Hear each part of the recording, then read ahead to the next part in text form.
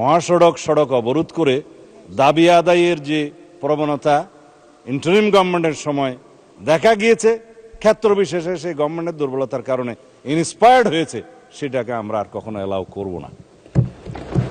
গণতান্ত্রিক প্রক্রিয়া হিসেবে দাবি থাকবে, সেই দাবির জন্য সংশ্লিষ্ট কর্তৃপক্ষের কাছে, মন্ত্রণালয়ের কাছে, ডিপার্টমেন্টের কাছে অবশ্যই দাবিনামা স্মারকলিপি দেয়া যাবে।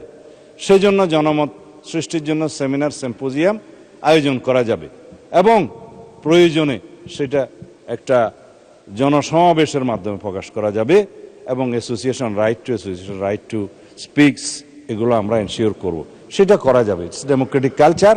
কিন্তু মবের মাধ্যমে যেন আমরা সবাই এই সমস্ত দাবি আদায়ের প্রবণতা থেকে বেরিয়ে আসি। যখন সেটা মব হবে, মবের ডেফিনিশন আলাদা, স্পেসিফিক ক্রাইম হবে, ক্রাইমের ডেফিনিশন আলাদা, কোথাও থানায় গিয়ে আক্রমণ হবে, সেটা আলাদা। আমি এই প্রসঙ্গটা এখানে তুলছি না, কারণ এটা একটা রাজনৈতিক বক্তব্য তখন হয়ে যাবে। কোনোদিন যদি সেই বিষয়ে কেউ নোটিশ দেয়, সেটা করব, অথবা আমারও ইচ্ছা আছে 2-1 দিন পরে 300 বিধিতে আমি একটা বিবৃতি দেব।